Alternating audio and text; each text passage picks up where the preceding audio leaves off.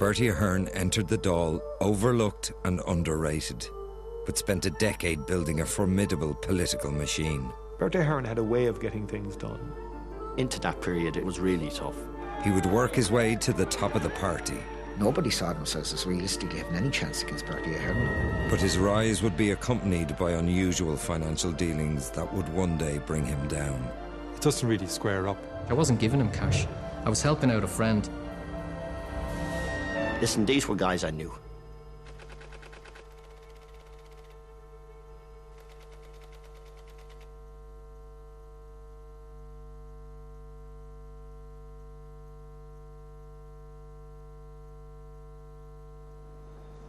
I was elected by the women of Ireland, Manon Ahern, who instead of rocking the cradle, rocked the system. I mean, I took it personally for Brian Lennon. For us, it was very devastating, the campaign. October 1990, and Bertie Ahern is in the fight of his life. Bertie was director of elections because people knew him and trusted him. I mean, it began with high hopes. Brian Lennon was running for president and was expected to cruise to victory. After all, Fianna Fáil had always won the race for the park. But then an obscure controversy from the 1980s derailed the campaign. We had no idea what was going to happen on question and answers. Did he make a phone call or phone calls to Áras an Uachtaráin? That never happened. I want to assure you that it never happened. I was perplexed about why Fine Gael changed so late their speakers. I was in Áras an Uachtaráin when those phone calls came through, and I know how many there were. I don't know who they were from. First, Brian Lennon denied he had made late-night phone calls to the president in 1982. Then, a tape appeared where he said that he had. Did any of the phone calls get through to the president straight? Oh, yeah, I mean, I got through to him. I remember talking to him. I all heard your voice on the tape, so that's the difficulty. I was sick.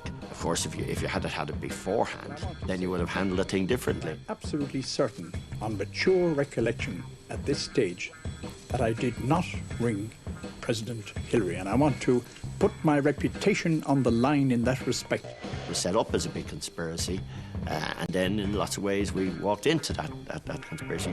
Sean? It's wider than just the presidency. Sean? You've now got the government in problems. Sean? Does it matter that presidential candidates tell the truth? If it does, then Fianna Fáil has a problem. It is a national issue, Mr. O'Malley. Des O'Malley, who was then the leader of the PDs, went to the Charlie Hoy, and he said, if you don't sack him, we're coming out of government and there will be a general election. I mean, they were quite ruthless and definite about it. Nobody was shouting at anybody.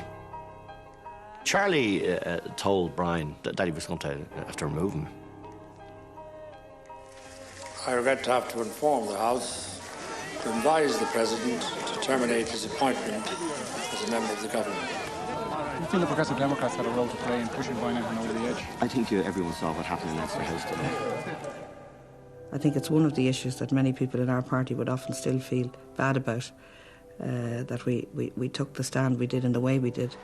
A last-minute surge of sympathy for Brian Lennon couldn't salvage a chaotic campaign, nor hold back, perhaps, the tide of history. We were up against the might of the greatest political party in this country, and we beat them. Fianna Fáil had never lost a presidential election before. The campaign was Bertie Ahern's first serious political reverse. Bertie Ahern cannot be held responsible for the extraordinary events of the presidential election of 1990. A director of elections can only do so much, and he did as much and more than he could have been asked to do. But I never felt he was fully behind Brian. I'm sure he pulled out all the stops, but we never felt it or saw the evidence of it. Haughey's sacrifice of Lennon bought him some time, but his Fianna Fáil PD coalition was rarely far from crisis. Totally unjustified attempt to put the blame for business scandals onto the government. The Taoiseach lied in this House last week. All these questions and all these allegations. Stop making these false allegations. Groundless, false allegations. I put it to you, sir, that you should resign from your office. By now, Bertie Ahern had spent 4 years as Minister for Labour and was due promotion. Haughey, though, preferred to keep a strike fixer in his place. I suppose the presidential campaign, if we had won it, it would have been a good plus. Into that period, it was difficult, and you just have to get on with it and see what the next opportunity was. To a certain extent, he has made a career out of being underestimated, and there's a lot to be said for that. Let's be honest about it, there's always been a great deal of snobbery about Bertie Ahern. People talked about and wrote about the way he spoke. On my assessment of the needs in this country, and at this time. He was slightly unkempt in those days, and of course he was addicted to his anorak. Or you never felt he was well turned out.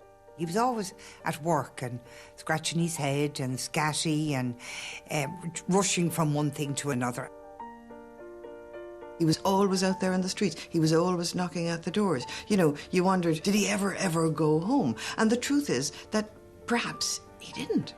And ended up living pretty well in the company flat over St. Luke's. His marriage had broken down. He hadn't attended to his personal needs. He was living in St. Luke's at that time. And, you know, looking back on his life, you know, a bit of me thinks Bertie would have been perfectly happy living in St. Luke's until this day. I was living in St. Luke's under difficult circumstances. I mean, 91, 92 were very tough years for me. I would be very wary of anybody saying that they understand Bertie Ahern, because he has depths, he has cavernous depths that nobody has ever seen. I mean, you can never, ever know a person fully. I don't think you can ever know any person fully, and that would be true of Dad. Ask him a question, and he can talk for ages. But right then and there, you will have believed that he'll have spent a good 10 minutes sharing his feelings with you, but yet he hasn't. So it's the way he is. I don't know if he's withholding anything. It's just the way that he is. And there's no one that I know would be close to him, other than Bertie. When he looks in the mirror, he'd say to himself, "Can I trust you?" After 4 days and nights of intense negotiations, the two party leaders and their teams looked relieved that it was all over. The fruits of their efforts... Charles Haughey, of course, thought he had the measure of his young minister. After Bertie Ahern had brokered another deal with the PDs, Haughey described him as the most skillful, the most devious and the most cunning of them all. I think Bertie would have wished Haughey never said that about him. Well, I knew straight away that it would be a quotable quote. Didn't realise it'd last so long. The devious, the most cunning. I think Bertie Ahern had a way of getting things done. You know, when you look back now retrospectively, that may not appear on the surface, but I'm beginning to think Bertie Ahern always knew what he wanted to achieve.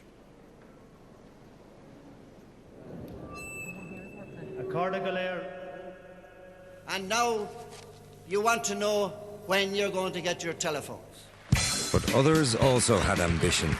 Through the 80s, another minister had been attracting attention. In 1981, we will install up to 80,000 telephones. In 1982, we will install 100,000 telephones. Whenever Haughey eventually decided to go, Albert Reynolds would be in the race. Albert had been a very successful minister. He would have seen himself, and many others would have seen him, as the clear favourite. Party like a winner. I can succeed, we will succeed, and Fianna Fáil will succeed. By the autumn of 91, Reynolds was at finance and growing impatient for the top job. I have a responsibility, a special responsibility as Minister for Finance, to say what I believe is right. In November, he challenged Haughey head-on. There comes a time when you have to say enough is enough and call a halt. What Albert is doing now is so wrong. In 1982, I supported the leader. In 1983, I supported the leader. In 1991, I'll support the leader. No matter what side of the fence you're on, the parliamentary party are making decisions in there. They're acting... Motion was defeated. That was normal. He defeated him, Mr. High. No. The most significant thing about that was 2 members of the cabinet, Albert Reynolds and Pádraig Flynn, and 3 junior ministers walked out of the government. Albert Reynolds today began the lonely task of contemplating an uncertain political future. But then they were outside, and Albert had shown a lot of political courage. Are you going to be the next Minister for Finance? Would you like that job? Very well, not tonight, sleep now, and I'm going to go partner to the Dublin. You welcome these, Bertie Ahern. He became Minister for Finance. You know, we were bowled over and enormously proud of him. I can't help noticing, I don't know whether the folks here notice, but the haircut is splendid. The cut of the suit, look at this tie. I mean, God, that's a splendid tie. Where's the anorak? The anorak, yeah. I remember we had a chat about this. God, like, you know, that bloody anorak, you know, it's terrible, you know, it's got to go. You know, it's definitely got to go. So I remember we had a chat with him, and he was a bit nonplussed about this. What's wrong with it? He said, you know, that's not an anorak, he said, you know, that's a car coat. And I said, it's an anorak, you know, it's got to go. As 1992 began, Bertie Ahern's fortunes had been transformed. He was made Minister for Finance and seen as Haughey's favoured successor. But there was one personal issue that could yet stand in his way. What about divorce, for instance? I mean, how do you feel about it? Well, there's great difference. I'm somebody who's had my own difficulties, and I've had those for a number of years, and I would still have them. So I would feel... You're talking about your own personal my own domestic difficulties. Yeah. So I think it was brought into the public domain by himself on that particular night. There are huge difficulties in this country. There's no point in not saying it, because I knew people had been, you know, tracking around and trying to find a big story on it. It's not a great story at that time. It was the proper thing to do. But at the time, everyone, including myself, said, geez, where's this man going? I thought that perhaps the fact that Bertie's marriage had broken down could preclude him from a leadership role in the future. Maybe I'm being a bit conservative, but I feared that it just might be. And the leadership question was put to the test within days. No, the situation at that time was that I had a job to do. There was a decision taken in Cabinet. Statements made by Senator Sean Doherty are absolutely false. I do feel that I was let down by the fact that people knew. Anybody else that says otherwise is not telling the truth. Another decade-old controversy, this time over tap phone calls, re-emerged. And in January '92, Haughey was finally forced to go. He'd been there so long, it seemed to me that he was never going to go. So it's like some sort of a death you'd expect, but it's still a surprise when it actually happens. When Haughey stepped down then, Albert assumed he was going to be the leader. A group of the existing cabinet and junior ministers all wanted anyone but Albert. And clearly they encouraged him to run. The most senior people in the party hierarchy at that stage, probably 80% of them wanted me to run. It has to be said that some of those deputies had been close to the Haughey regime and feared for their prospects and their jobs if Albert Reynolds took over. Because they knew their goose was cooked if Albert was going to become the leader in Taoiseach. And I think Bertie Ahern weighed up his options at that stage. Did you run or not in 1992? No, I didn't. I mean, listen, Did you canvass? Did you count votes, count heads? Colleagues of mine counted heads, yeah, sure they did. We looked at running for the leadership in 1992, and the truth of the matter is we were in front. We were at best 6 ahead, at worst 4 ahead. So from our point of view, we definitely could have won. In 1992, he wouldn't have won under any circumstances. His difficulty, it seemed to me, was that he was too closely associated with the Haughey group. The general feeling amongst a lot of TDs, God, we need a break. We need a break from that. Well, nobody would have beaten Albert. He was unstoppable. Bertie Ahern was being pushed to run, but he held off from declaring his hand. I haven't been involved in any of the discussions, and I haven't really had much chance to talk to my colleagues. If he can avoid making a decision, he'll avoid making the decision. Preparation of the budget is also a very important thing, and there's one person in the country who's got that responsibility, and that's me, so I have to finish that job. People said I was dithering, headlines of the paper I was dithering when I was trying to dither through my budget. But on budget day, Ahern's weak spot was clear to all as he posed for the traditional family photograph without his wife. We walked out and there was literally like 30 photographers, and I was just, you can probably tell in the footage, I was just so surprised. But we were completely stunned. I mean, I can't even describe. I just remember being blinded. Certainly Albert and his closest allies had a certain fear of Bertie because they made certain comments which we did not like and which still rankle to this day. The word in the street was, where does the Taoiseach live? And the people of Ireland ought to know where he lives. There was a feeling certainly that people around the Tipperary area maybe in particular were very worried about Bertie's morals at the time. What I said was a standalone, simple thing about Albert Reynolds' house and his family, and that I said you couldn't go into a nicer home. If they had the votes, they didn't need to start this. They knew I was separated. They knew I was living in St. Luke's. I mean, they knew a whole lot of things that weren't in the public domain. There have been rumours, some very nasty rumours. It just wasn't necessary. It's an unusual thing to say that you admire someone's family. No, it was just a straightforward comment at the time. Somebody who was going in and out of his house. That was all. The only people I ever heard comment about his family situation were his opponents in Fianna Fáil. Ireland is a small place. The surrounds of Leinster House is a small place. When you go in and you say something nasty about someone, they're going to hear it back. I heard it back. I know who said what. Motion carried. I declare Deputy Albert Reynolds to have been nominated for appointment by the President as Taoiseach. Bertie was smart enough to know that he wasn't going to beat Albert, so he didn't go ahead, and he wouldn't have won. And I remember Albert saying, well, to me, I'm not going to stay very long anyway. Bertie knew all those erstwhile people who were supporting him would have gladly shot him the next day because he let them down. They were absolutely furious with him. People were annoyed at me, there was no doubt about that. I mean, it was a bit cold of place for a while for me.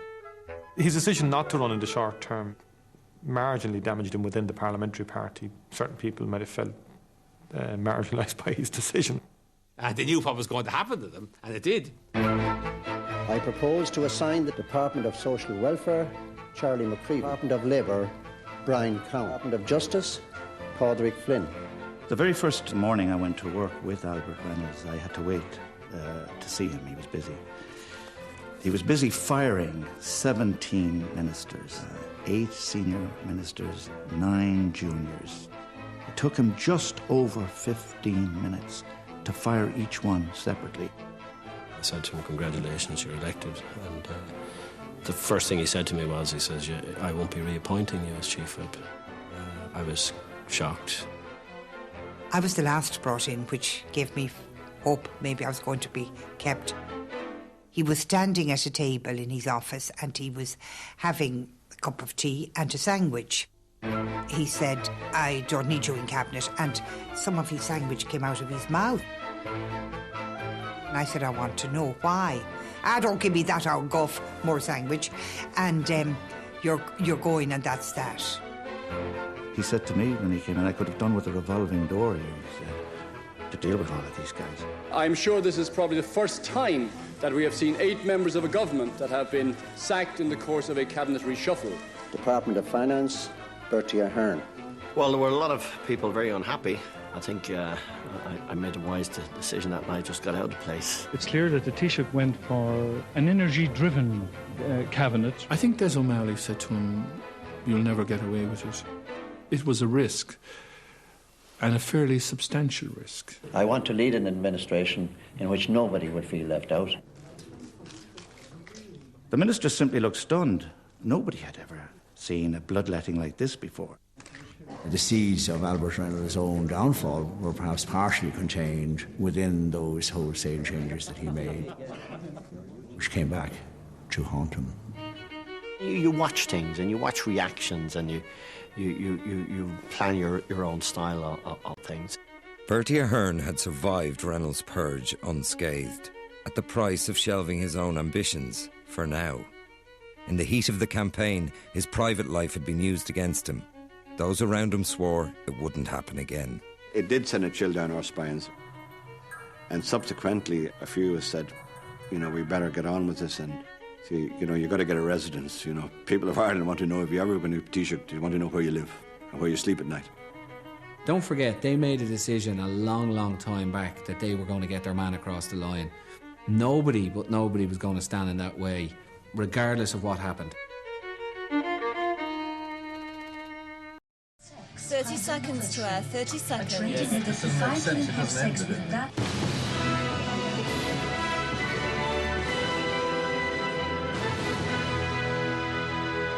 The government suspended the pound from the European monetary system tonight after failing to stop it falling through the floor of the exchange rate mechanism. It was horrendous. Interest rates were skyrocketing. I remember every day of it, and that was tough. It was really tough. The pound is extremely weak because foreign investors are taking their money out of the country. Crisis started from September. We became collateral damage to what happened in the UK. The pound could come under pressure too. You're worried about speculators, you're worried about hits against the Irish pound.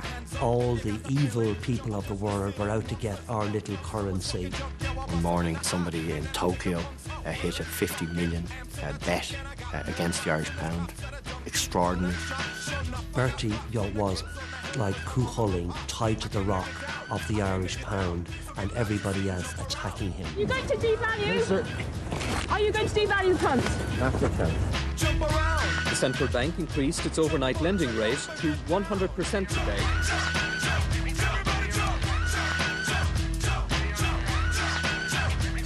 Another increase in interest rates would seriously damage the economy.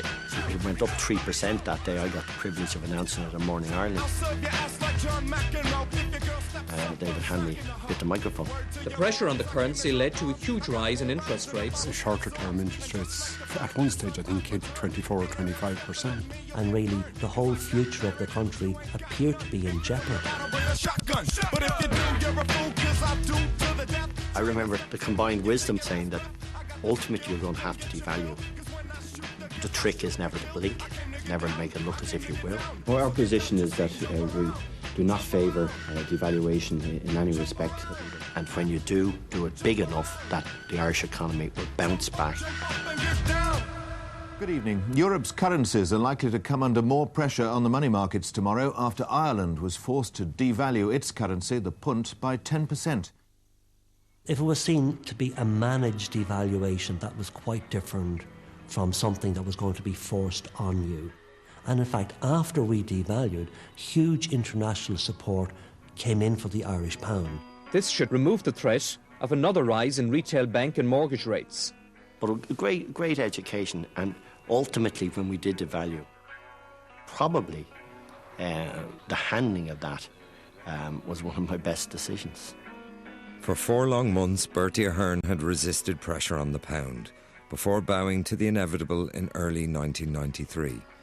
By then, Albert Reynolds' government had switched partners. There was never going to be any settling of the rift between Albert and Des O'Malley. After all, Albert had made it clear from the very beginning that he believed the Fianna Fáil PD pact was a temporary little arrangement. In October '92, tensions between the two men came to a head during an inquiry into the beef industry. Desi Julie pulled the plug and we were catapulted into a quite disastrous election. The race is on, Charlie. We want to get at them before they get at us. Thank you very much. The campaign was held in the dead of winter. The weather was appalling. The outgoing government was very unpopular. That's what the people want, and they're very angry. Right, and I'm one of them. From day one, it was just a damage limitation exercise. The atmosphere is very good out there. I've been finding that on the ground. Okay. We're right, we're listening to you. The only question was how many seats Fianna Fáil were going to lose. It was abundantly clear the Labour Party were going to do exceptionally well. It was just one bit of good news after another. You really knew just from the feeling in the air that something big was happening.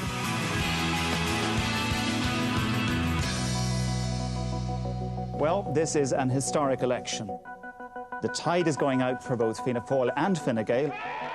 The Labour Party, it's a huge gain for them. They'll double their seats. 9 seats lost. The fatality rate is massive. Everybody agreed, including myself, that was the end of Albert as Taoiseach. But Albert, a wily old dealer, he had the measure of Labour. It was never his wish or desire to go into government with Fianna Fáil, and particularly to go into government with Albert Reynolds. He knew they could and they would strike a hard bargain, but he also knew he could reach these guys. Dick Spring, against his will and against, I think, his better judgment, was instrumental in putting him back in. It was an amazing volte-face. We were beaten badly. And up rode Dick on his white horse and came into government with us. And here we were back in government with the biggest majority of all time. Right. That isn't it? Really close. But the new Fianna Fáil Labour coalition was a shotgun marriage with an uncertain future. I felt things would quickly go sour, which they did. The chemistry between Albert and Dick never really worked. Dick was notoriously touchy, took offence very easily. And Albert, God knows, was no diplomat. No. Bertie, I think, would have seen it as his role in those days to be the sort of emollient figure. We almost immediately, instinctively saw him as the extra Labour minister.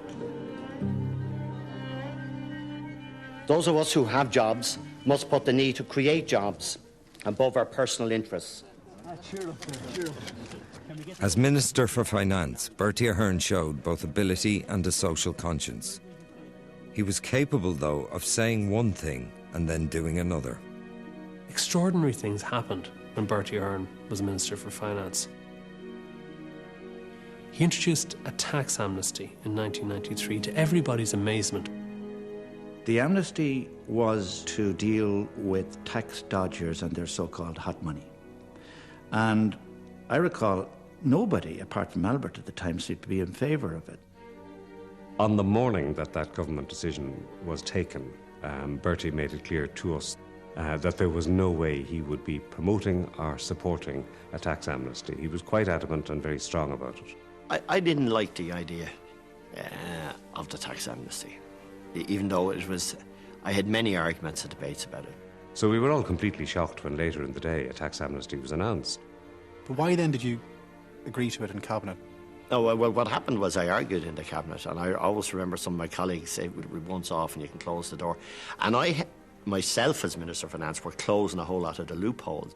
Once having corrected the system, then I think you have to have just a merciless view on this. So they said, listen, give people a break and do it. I didn't like it. Suddenly, just at a time when Fianna Fáil was going around and trying to clear its unsubstantial debts, Bertie Ahern introduces a tax amnesty, one that nobody thought was necessary. I'm not sure if the tax amnesty suited Fianna Fáil particularly more than anybody else. Fianna Fáil would know more about that than I would. It certainly suited the mood among the movers and shakers in the country at the time.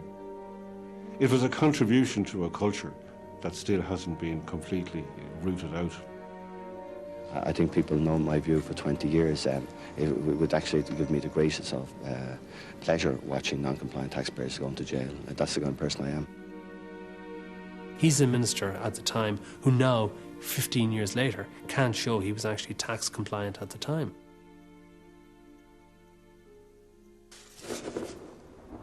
Money would dominate the next phase of Bertie Ahern's career. Under his direction, huge amounts would pour into party coffers, while bundles of cash worth at least twice his salary would be lodged to bank accounts under his control. The money trail begins in early 1993, when the Minister for Finance takes on an additional job. Albert had made me treasurer I was vice president, and then he made me treasurer. We owed a fortune, and we had a whole lot of unpaid bills, and we had to get the finances right. Bertie thought we needed to clear the debt now, and he wanted to bring in a fundraiser to work exclusively on that, and he brought in Des Richardson, whom I hadn't known at that time or had never met, but obviously he was well known to Bertie Ahern. Des Richardson is a key person in all of this. Their relationship goes back a long way. There's very few people can pull up in their car, walk straight into Drumcondra without an appointment and walk into his office. There's a handful of people who do that. Des Richardson is one of them. Back in February '93, March '93, I came into Fianna Fáil to have a look at the financial situation at Bertie's request. And we had a debt of £3.5 million Irish pounds. And on top of that, every Monday morning, we had another £8,000 interest building. Des wouldn't have been an activist in the party as such, so he came in on a professional basis, paid a professional fee. He operated from a room in the Berkeley Court Hotel. Why Des Richardson, though? I mean, he wasn't a professional fundraiser. He wasn't, but he was a guy I knew very well, and an efficient guy who was and well able to talk and engage with people. In the 80s, Bertie Ahern had taken control of Fianna Fáil in Dublin Central.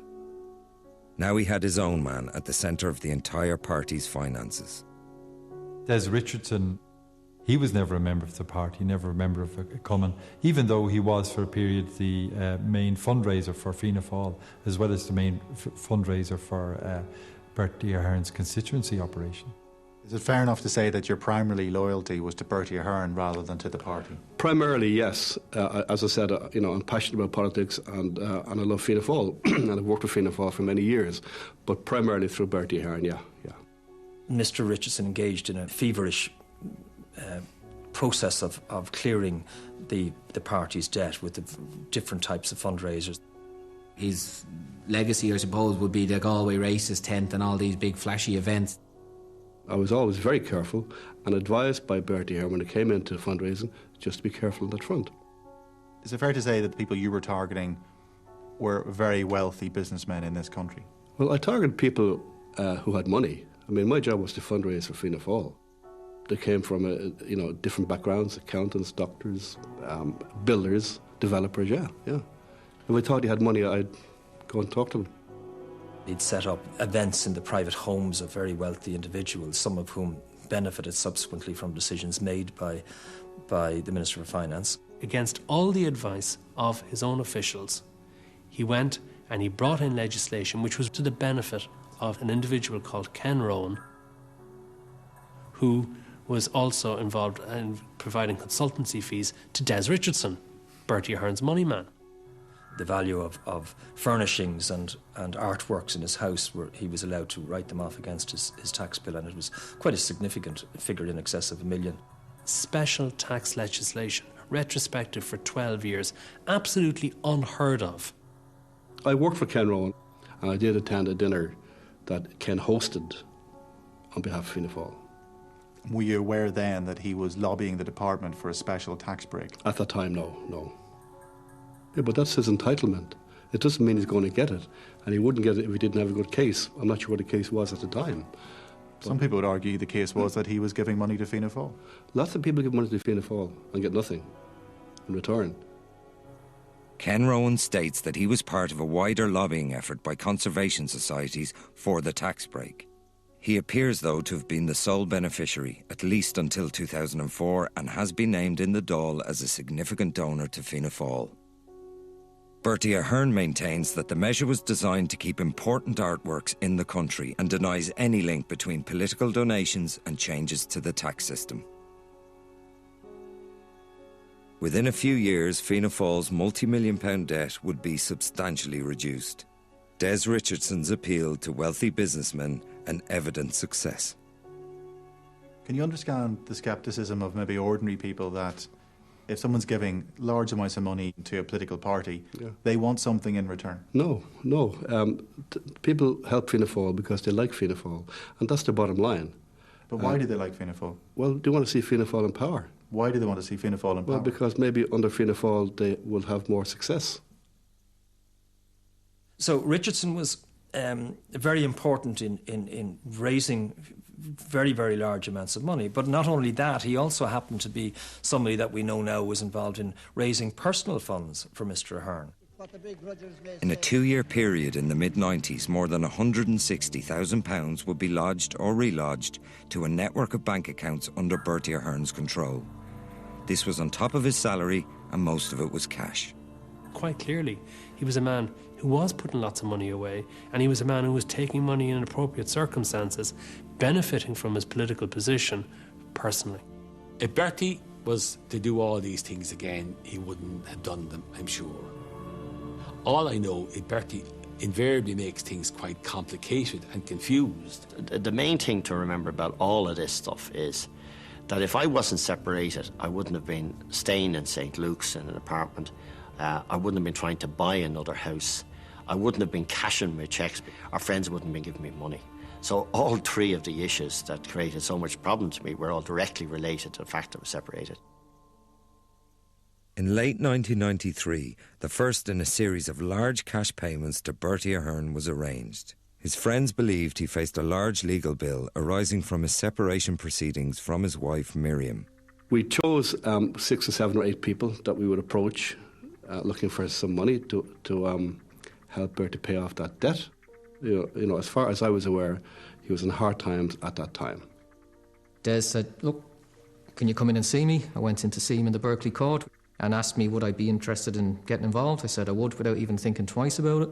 I told them, look, tell me what you want, when you want it, how you need it, and I'll take care of everything else. Eventually, in December 93, we had, I think, £22,500, and he then said he would accept it on condition that it be repaid in due course. And we said, of course, yes to that. Now, the people who paid the money didn't really want it back. Was it embarrassing for you taking that money at that time? I think, listen, these were guys I knew.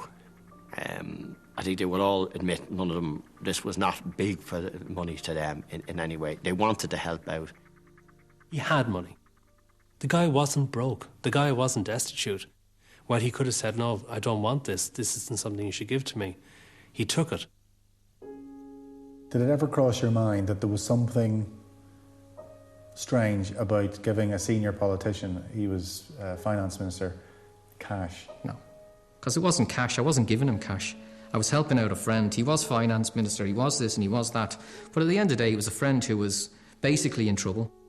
But not everyone who contributed to the first dig-out considered themselves a friend of Bertie Ahern. One donor, Pádraig O'Connor, has stated that his company gave Des Richardson £5,000 for the local party and not for Ahern personally. Pádraig O'Connor was very helpful to me and a person was a good friend. That to me and to my dying day was a personal donation to me. It's conceivable that you could have taken money raised for the local party from Pádraig O'Connor and just given it to Bertie without Pádraig O'Connor knowing. No, I didn't need to do that. This was, as you said, a dig-out to help Bertie Ahern on a one-off situation. Now, I went to friends of Bertie Ahern. They all said yes, and that's what happened. But to make the point, if I wanted to raise £100,000 for Bertie Ahern, I could have done that in 1 week. The effect of what Des Richardson did is created this very close link between money that was raised for Fianna Fáil and money that was given to Bertie Ahern. Did you ever take money intended for the party for yourself personally? Never. I never. Money collected in my constituency, or money collected, you know, for election campaigns, or money collected for the party. But the strangest aspect of the first dig-out is that Bertie Ahern apparently didn't need the money. Bank records show that when he accepted the cash, he had already taken out a loan to clear his legal bills, and he would later claim that in December 93 he had cash savings of more than £50,000. At the time, he had a job where he was earning £64,000 a year and he had £54,000 in a safe, so it doesn't really square up. Why then would his friends think Bertie Ahern was hard up? This event, this dig-out did happen. There have been question marks over it. It did happen, and I was central to it. What do you say? I say, well, it's true. And they don't believe us, that's their hard luck. I accept this, that if I wasn't separated in the first place, I would have been lodging my cheques monthly and then I couldn't have saved them. And I accepted if I wasn't separated that I would have never had mates giving me money. I accept that. Would I have been better off not taking it? It would be far better off not. Of course I would have.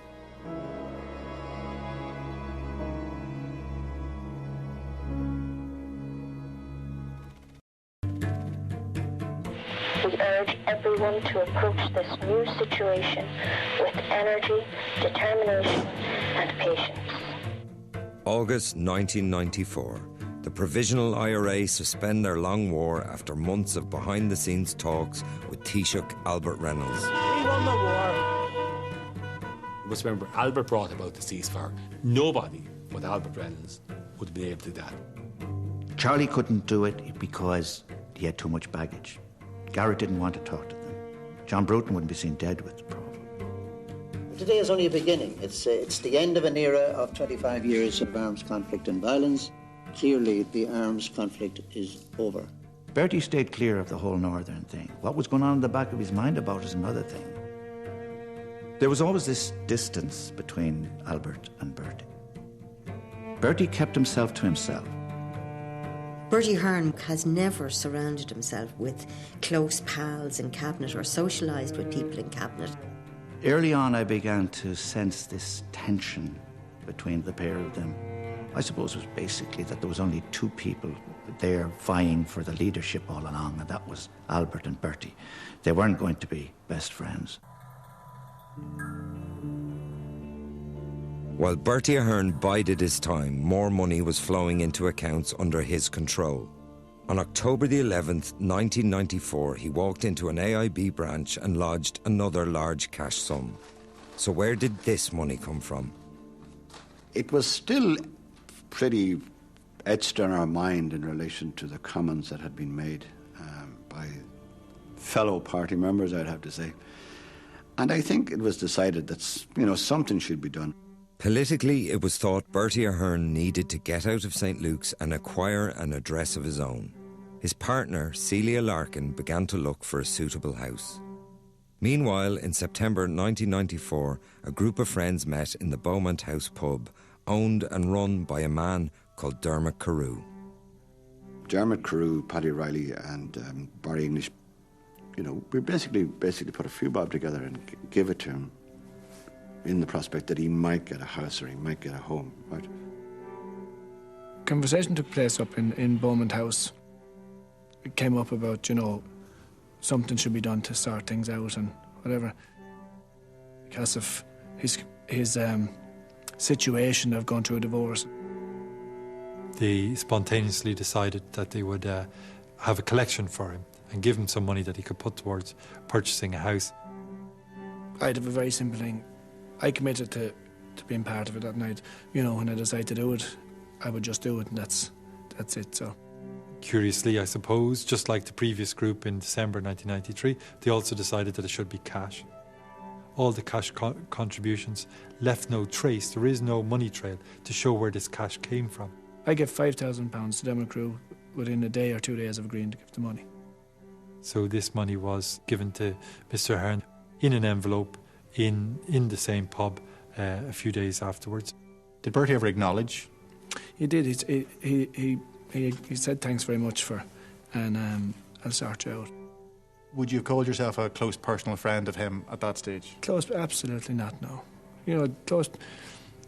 I could have met him 7, 8, 9, 10 times. You don't count. I was around in Drumcondra for a long, long time. But there was one particular name, funny enough, that I'd never heard of before. And he was only a young guy at the time, would have been Barry English. You were 28 years old. You'd only met Bertie Ahern several occasions, yet you coughed up £5,000 without, it seems, thinking about it too much. People find that difficult to believe. Yeah. The band, as I say, they're 2 steps, 3 steps, 4 steps removed from the facts. So anything from the outside can look different or strange in any type of life. Why would Barry English give you £5,000 when he didn't really know you? Well, Dermot Carew did, and Joe Burke did, and Barry had come back from abroad, and he had joined up with our crew, and he knew what the guys were doing, and he, I think, wanted to make a contribution. I work in the construction industry. My clients are developers and the like, and I don't think it does me any harm to be known publicly as a friend of Bertie Ahern's, because they say, you know, this guy has helped the country, has helped us to become a nation that we are. So, a man who wants to come back to Ireland, set up as a businessman, gives £5,000 to a politician. As a principle, it's wrong. Well, as a principle, I was probably wrong to take the money from anybody. I mean, you know, but if I ever thought that I was going to be answerable for all of these things years later, and that there was any great significance of them, of course you wouldn't do them at all. Did you feel at the time you were doing something wrong? No. And you know why? I didn't give it to a politician, and I didn't give it to the Minister of Finance. I gave it to a friend, a personal friend, long-standing friend. The kindness of friends is the explanation given for the Dublin dig-outs. But what motivation lay behind the final lump of cash that Bertie Ahern admits receiving in 1994? The City of Manchester plays a recurring, though low-profile part in Bertie Ahern's finances. The city is home to a vibrant Irish community, from which he built another network of business contacts. When he was Minister for Finance, he went to a function in Manchester and took 8,000 sterling from a whip-around from the people who were there. Manchester dinner was very simple. I had been over to a lot of those kind of dinners for a number of years, and I'd gone along the Manchester group of Irish business people, and I would regularly call in and do a dinner with them. I probably had done it for a number of years, down to the Manchester Irish Club, maybe in Tim Kilroe's hotel. On that night, and on the only night of all the ones I'd ever done, wherever I'd done them, Tim Kilroe and others decided to give me a financial donation, and they did. Bertie Ahern gets a lot of money from a lot of people. It all seems something of a mystery to him as to why it happens, but it's not a mystery. He's a politician. He's a highly influential politician. That's how I got it and where I got it. Now, obviously, I wish I didn't, but that's how it was. I appreciated it at the time, and I lodged it, and that was it. According to Ahern then, the October 94 lodgement was made up of Irish pounds from the Beaumont House dig-out and some sterling from the Manchester whip round. There is an unusual coincidence, though, with the exact figure lodged. A problem with the lodgement is that the overall amount lodged on the day equates to £25,000 sterling exactly when you use one of the exchange rates in operation on the day and you subtract the £5 commission. Bank records also show that the AIB branch normally took in a small amount of sterling each day. On that day, though, the branch received around £25,000 more sterling than usual. Another coincidence. Bank records would indicate that somebody came in there on that day and put £25,000 sterling into the branch, which would indicate that there was no dig-out. Or if there was a dig-out, the dig-out money went somewhere else, and we don't know at all where this £25,000 sterling came from. Well, it did happen. I mean, the first one happened, and it did happen, and I got the money, and I remember the night I got the money, and I remember the night I got the money in Manchester. And it's easy enough for me to remember it, because in 31 years in politics, I think it was only the 3 times I ever got money. The money that I handed over and that I said that I handed over, Bertie said he lodged it. Whether Bertie used that as a lodgement, I wasn't at the counter watching it going into the bank. The simplest explanation for all of that is that someone was giving you large amounts of sterling. Yes. I mean, and that has been the, I think, the view that I was. Well, the fact is, I wasn't. On the day Bertie Ahern lodged the money, the Reynolds Spring government was coming apart at the seams. It was an extraordinary period. And the rumours that went around were crazy. For weeks a row had been brewing over what seemed a routine legal appointment. There were a series of incidents, really over a kind of a 12-month period. There was the row about the publication of the Beef Tribunal, and eventually the Harry Wheelahan row brought the whole thing to a head. Wheelahan was the Attorney General at the time. Reynolds had promised him promotion to the top job in the High Court, but without the approval of Dick Spring. In Albert Reynolds' mind, and in a phrase, it was a phrase he always used, "My word is my bond. I have given my word to Harry Wheelahan. He's got the job." The Taoiseach seems that he won't back off, Tony. Is it a resignation issue? Dick finally said, OK, Harry gets the job. And then suddenly the Brendan Smith affair broke. This is the story of a Catholic priest who's also a paedophile. It became clear that the Attorney General's office, for whatever reason, had been sitting on the extradition of Father Brendan Smith. The next thing I knew, Dick Spring's secretary was saying to me, message for Albert. The priest changes everything. The deal is off. So began one of the most bizarre weeks in Irish politics. Let's put it like this, it was an absolute fiasco from beginning to end. Well, it seemed to be just total chaos.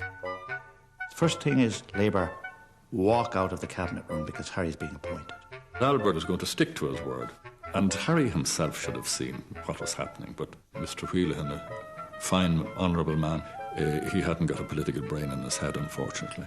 But it was high drama. I've had this opportunity of consulting my colleagues and taking their views. This thing is coming apart at the seams. It's just all falling apart. Albert was calling meetings at fairly, at fairly frequent intervals.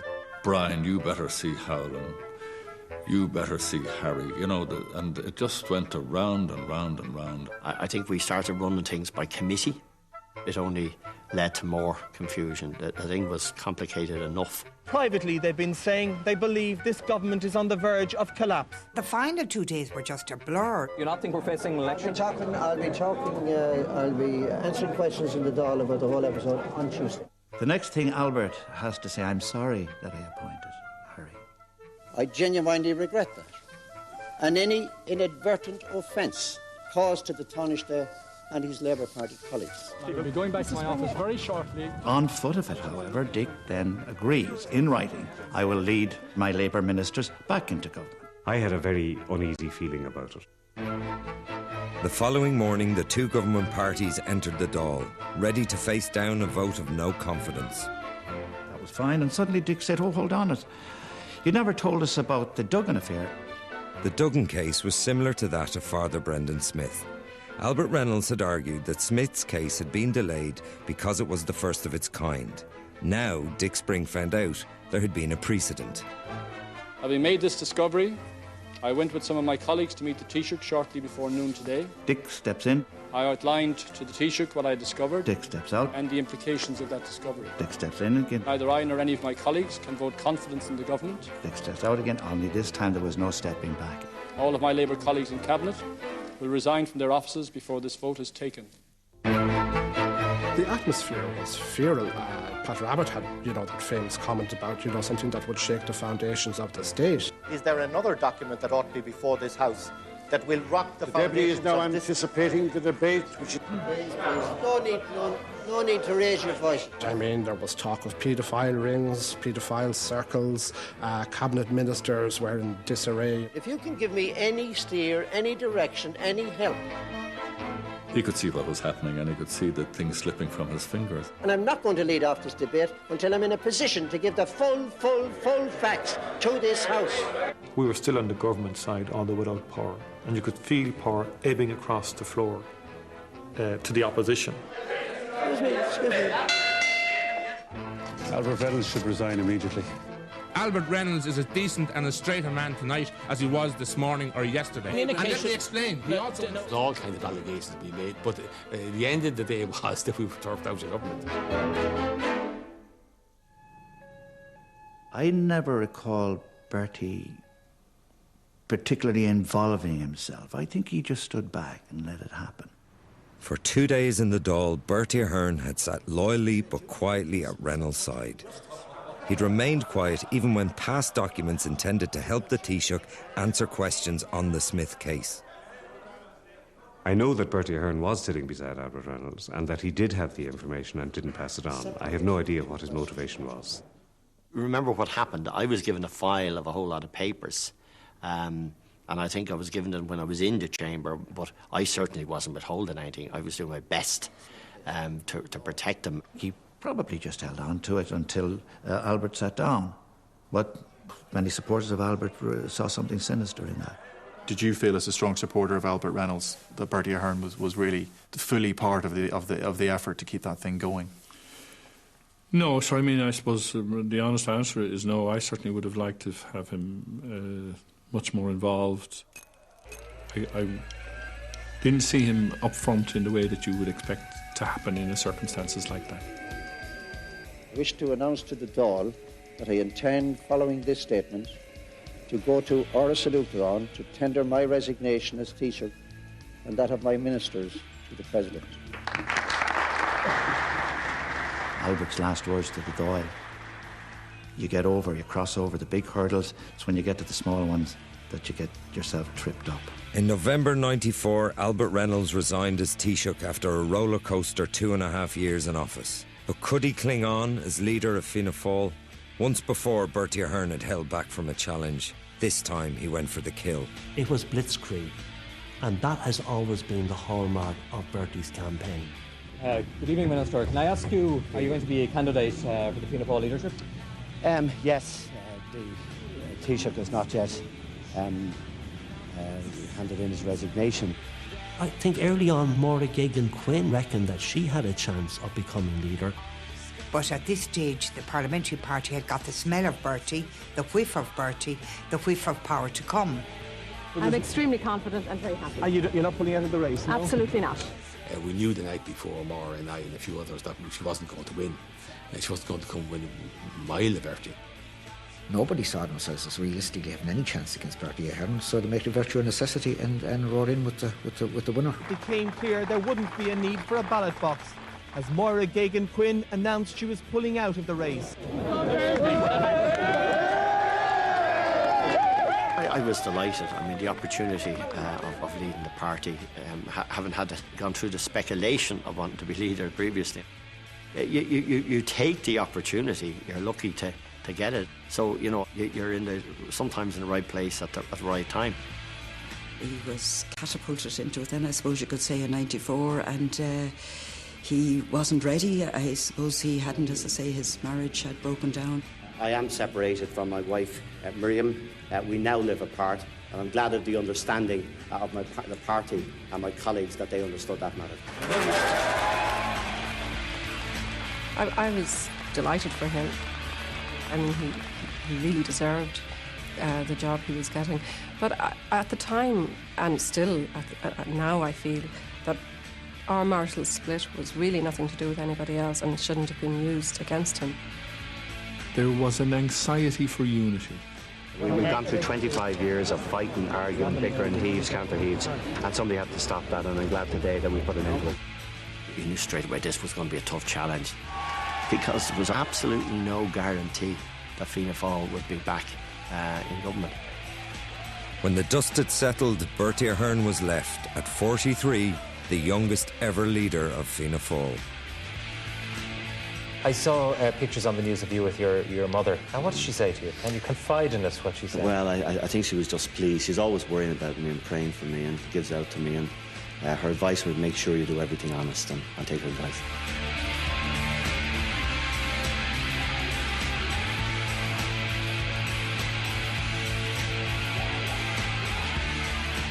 I thought that was a done deal. He was shattered, emotionally, politically. You're a waffler. It was obviously quite a weekend in St. Luke's. It was a deadline. We had to keep going.